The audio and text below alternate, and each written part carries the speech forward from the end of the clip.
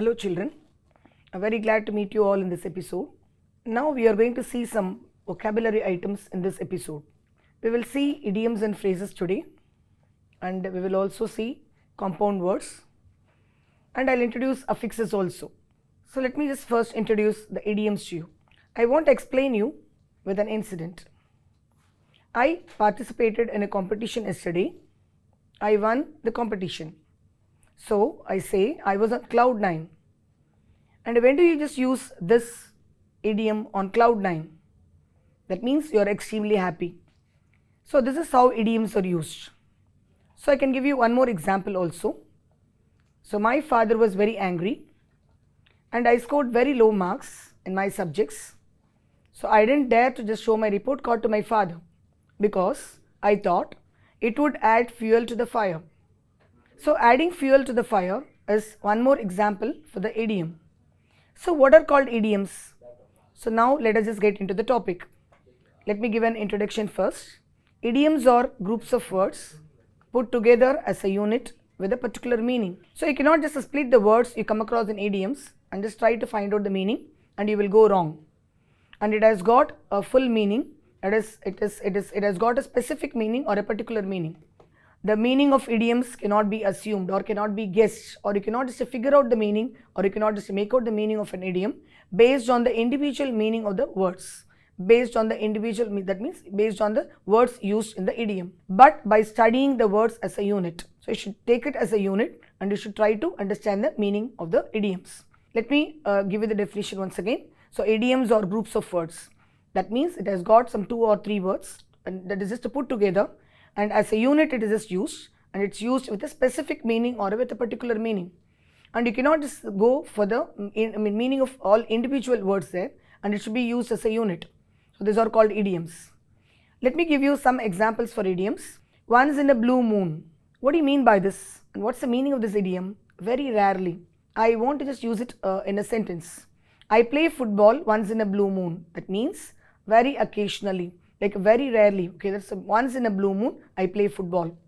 For example, you're working in an office and you don't find time to just go and meet your grandfather who is in a village.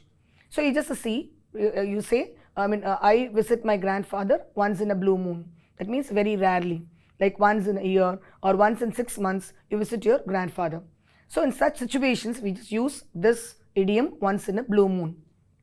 Let me pass on to the next idiom. Add fuel to the fire. One example I gave you when I introduced the idioms to you. To make a bad situation worse or to worsen a situation. So that's the exact meaning of this particular idiom. So if you just see the word, like individually, if you just take out the words and just try to just guess the meaning, you will get a wrong meaning. Fuel and just a fire. And here to just worsen the situation. That is why it is always used as a unit, and you should try to just make out the meaning of this idiom. Let me give an example for this.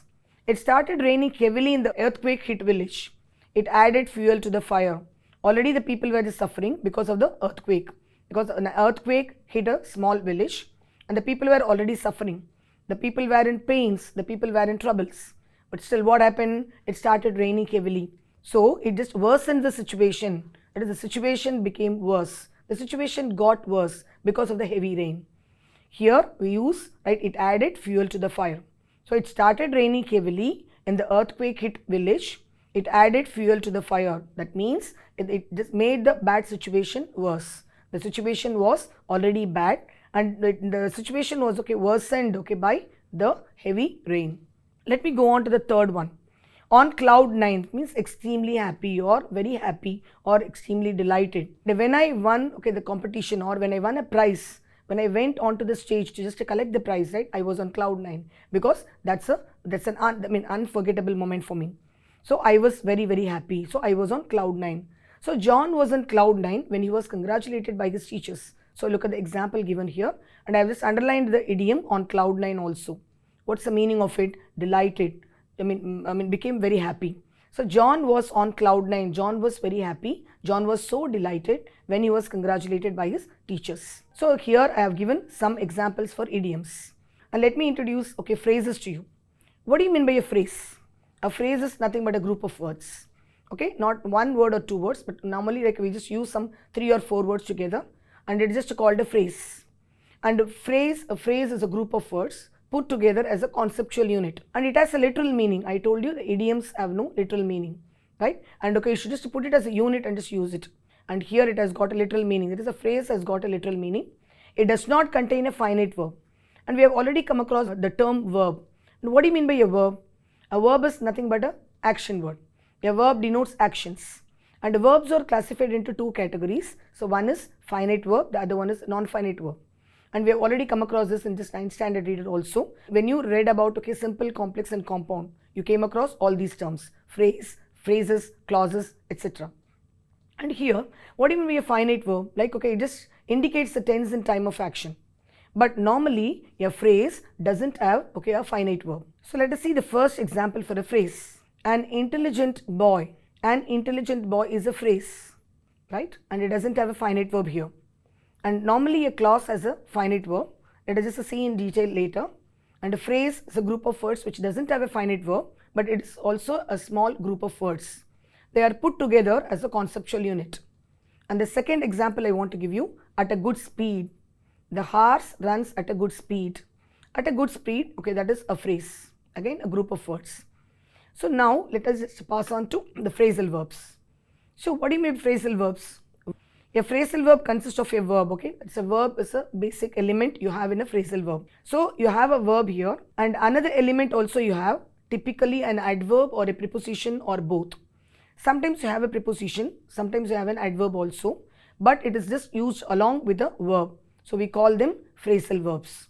Its meaning is totally different from the meaning of its individual words. Okay, look at the second point, that the meaning of the phrasal verb, if you separate it and just okay, see the meaning of individual words it contains, it has got a different meaning. And it is the meaning, if you just take totally, that is, if you take the total meaning and just to check, it is totally different from the meaning of its individual words. Look at the examples. So I have taken only one verb here, put, right? And we can add okay, some prepositions here.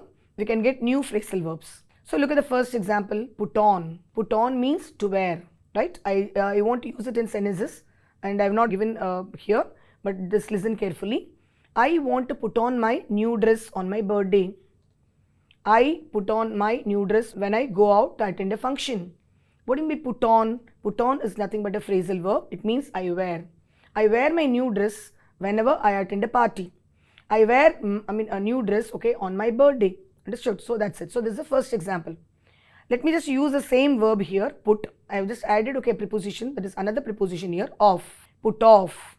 And what do you mean by this? Okay, extinguish. So the fire was put off. That means the fire was extinguished. And I have used one more here, put up with. That means tolerate or to bear with. Please put up with the troubles created by the children. Please put up with the pain. That is, please bear with the pain. So now I have just given examples here using the same verb put. You can understand now with the word put, okay, if you add on, it gives some other meaning, some meaning. And put off, it gives some other meaning. And put up with, it just gives some other meaning. It means, so don't just okay, take out the words and go for the meaning. And the its meaning is totally different okay, from the meaning of individual words, and just keep it in your mind. And take off, and take after, or look on, look off, and look at, okay, look in, and all these have got different meanings. Let me just move on. The air hostess instructed the passengers to wear the seat belts during the takeoff. So take off is a phrasal verb. That means to start. And the air hostess instructed the passengers, okay, what to do? They have to wear their seat belts. When the plane takes off. What do you mean by taking off? It starts. Next, Venkat felt happy to get along with the neighbors in the new locality. So what do you mean to get along with? Get along with is another phrasal verb. That means to be friendly with, to be compatible with others. So that's the exact meaning. So I repeat, Venkat felt happy to be very friendly with the neighbors in the new locality. So to get along with, that is another phrasal verb. The third one is, there will be a shutdown in the office next week.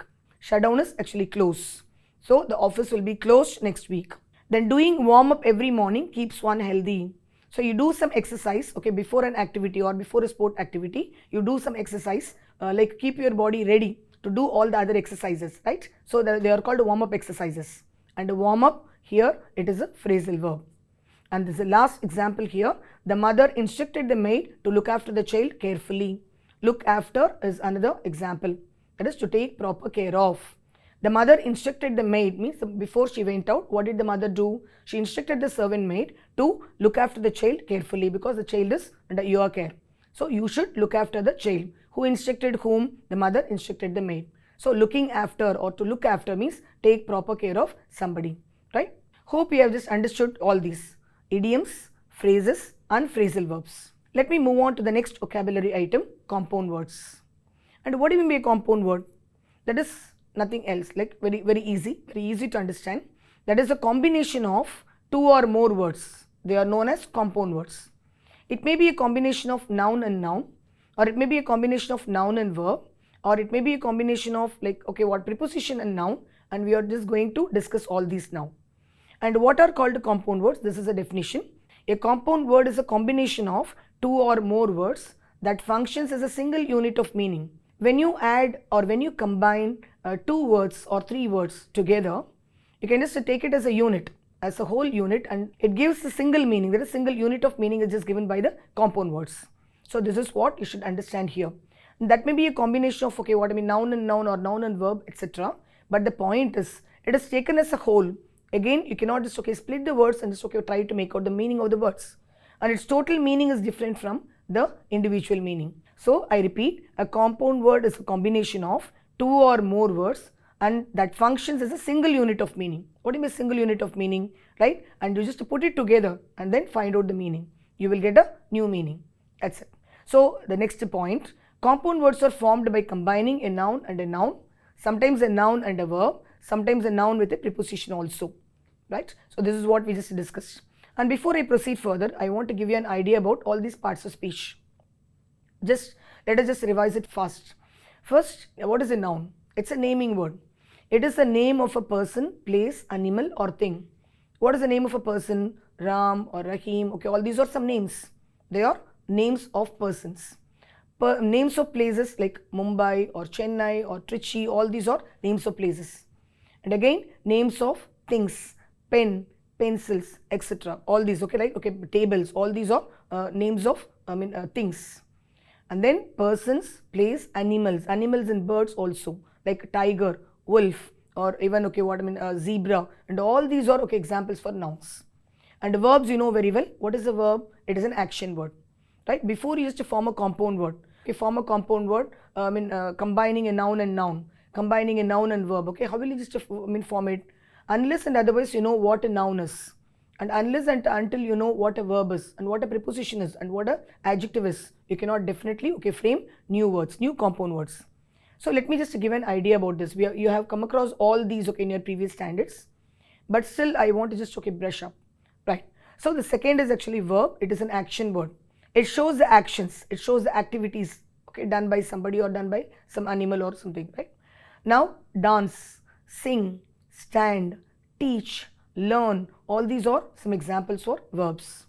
Again, what is a preposition? On, in, of, under, and all these are prepositions. And you know what is a gerund? Verb plus ing. It's also called a verbal noun. And it's another term for a gerund, and gerund always has this form like verb plus ing. And let us just go through the examples given on the screen. Noun and noun. I told you, right? Noun is a name of something. It's a naming word.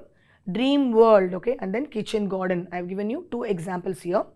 Dream world. Dream is a noun and world is also a noun. Kitchen garden, again, kitchen is a noun and garden is also a noun. So this is a combination of what is it? Noun plus noun. But when you see this word, let me just take an example and just explain. Kitchen garden. What do you mean by kitchen garden? You have some plants in your kitchen. When there is some place for plants, you have some plants there, and you can take the plants, some small carrots or some small vegetables like some spinach and all that. You can just take from the kitchen garden and use it for your cooking. So that's a small garden which you just have in the kitchen. That's called a kitchen garden. That's why I just told you, don't separate the words and don't go for the individual meaning of the words, and just use it as a unit, find out the meaning. Noun and verb. Sunrise, sunset and mouthwash. I've given you three examples here. First one is sunrise. What is sun? Name of something, that is a noun. and rising, setting or the actions. They are the action words. So sun plus rise, the sun is a noun, rise is a verb. It's a combination of noun and verb. Again the second example, sun set. Setting is an action. Sun is rising in the sky, sun is setting in the sky. Or the sun rises in the east, the sun rises sets in the west. So rising, setting are all actions, so they are all verbs. So look at it, sun plus rise, that is noun plus verb. Sun plus set, again okay, what, noun plus verb. Mouth wash, again mouth, that is a noun, and wash, that is an action. I wash my hands regularly. I wash my hand with a sanitizer. So all this washing, what is it actually? It's a verb. So mouth wash, that is a combination of noun and verb. Let me move on. Verb plus noun. Wash basin. Again here verb okay comes in the first place. So wash, again that is a verb. Basin, it is the name of something, so that's a noun. Wash plus basin, verb plus noun. Watchman, again watch. Watching, here it is an action, so that's a verb, and man is a noun. Let me move on to the next example. Preposition plus noun. And overcoat, over is a preposition and coat is the name of something you wear, so that's a noun. Offspring, again off is a preposition, spring, that is right, that may be the name of the season or something. So offspring, that's a combination of, what is it, preposition and noun. Inbox, right, normally you just come across this word very very casually. Inbox and just outbox and all this. In inbox, like in is a preposition and box is a noun, it's a name of something, so that is a combination of preposition and noun. A noun plus gerund, house plus keeping. Gerund is a verbal noun and the form of the gerund is always verb plus ing. So look at this word, keeping and watching. So keep plus ing, that is a gerund, and watch plus ing, that is also a gerund. So now we form words by combining noun and gerund here. House is a noun and keeping is a gerund. So housekeeping is a combination of noun and gerund. And bird watching, bird is a noun, again gerund, watching is a gerund. So it's a combination of noun and gerund. Let me go on. So when we use gerund in the first place and after that we are going to add noun. So what is the combination that we just get? Gerund and noun. That is gerund plus noun. So look at the next example. Washing machine. That is washing, again wash plus ing, that's a gerund, and machine, that is a noun. So washing machine, that is gerund plus noun. Next example is swimming pool. Swimming is actually again a gerund and a pool is a noun, combination of gerund and noun. Let me go on, right? And so far we have just seen the combination of two words. Now we are going to see the combination of three words. So this is the next example. Day to day, mother-in-law or father-in-law or sister-in-law. All these are the combinations of like noun plus preposition and noun. What is the noun here? Day. And to, that is a preposition. And one more noun you are adding here, that is the same noun, day. So day to day. Day to day is the combination of noun and then preposition and then noun is also added again. Mother-in-law, again I want to explain this. Mother is a noun, in is a preposition and law is a noun. So that's a combination of noun, preposition and noun. Let me go on to the next example. Adjective plus preposition plus noun. Good for nothing, and good, bad, or the qualities. And what do you mean adjective? Let me just give you an idea about the adjective now. They are describing words. They give the quality of nouns. Tall girl, okay, and girl is a noun. Tall girl, what kind of a girl is she? Tall, that is an adjective. Here I have taken two adjectives. One is good, the second one is fit. So first one is good for nothing, okay, good is an adjective and for is a preposition and then nothing is noun. Again, look at the second example, fit for nothing. Fit is an adjective and for is a preposition and then nothing is a noun. So now we have just seen so many combinations here and now hope you have understood the compound words very well. Let me just go on to the exercise. This is given in the book. This is a textbook exercise. Match the words in column A with those in column B to form compound words. In column A, they have given a set of words and in column B, I have got a list of words and just combine these two to just get new compound words. First word is rain. You can easily combine this with one word, okay, given in column B, rainfall, and star plus light, starlight, and then drawback, drawback, lottery plus ticket, lottery ticket, underworld, underworld, then man, hole, manhole, then sidewalk, it is sidewalk, then foot, what is it, football, football. So these are the examples. This is a textbook exercise. Okay, and I hope you have understood the compound words very well. Let me just pass on to the next item, next vocabulary item, affixes. So that is also given in the book. And what do you mean by affixes? Affixation is a process by which new words can be formed by adding, affixes. What do you mean by affixes? Sometimes we add one letter, sometimes we add a group of letters, either before the word or after the word, or at the beginning of the word or at the end of the word, right? They are called affixes. So affixes are of two types. Okay, one is the prefix, the second one is the suffix. And what do you mean by a prefix? Prefix is nothing but a letter or a group of letters added, before the word or at the beginning of the word. And when a letter or a group of letters, they are added at the end of the word or after the word, right, they are called, suffixes. Let me move on now. There are some examples here, and look at the screen. Prefixes: unimportant, insignificant, illegal, irregular, improper. So I have given you the example in such a way that, okay, all these, okay, become, all these, okay, words, okay, let's get their opposite words when you add the prefixes. Look at it. Important, the antonym is unimportant. Significant, insignificant. In, you add the beginning of, you just attach it to the beginning of the word. So insignificant, right? In, again, it's just used as a prefix here, and you get the antonym again. Illegal, legal, and then we get the word illegal by adding the prefix I and L, ill. Irregular, regular, and then irregular. Proper, then improper. And let us go through the suffixes here. Management, friendship, manhood, nationality, joyous. So manage, with the word when you attach ment, that is at the end, what will you get? Management. So that's a new word, but the suffix added here is ment. Then friendship, again you just add, okay, ship, right? Ship is just added as a suffix here, and you get a new word when you add ship to the word friend, that is friendship. Then again manhood, okay, hood, that is suffix, and man is a word, that is a root word or the actual word you get, you have. So man plus hood, okay, you just get manhood. And nationality, national plus ity. Sometimes, okay, you just add this also, like able plus ity. Again with the same suffix, okay, you just get a new word when it is added to another word.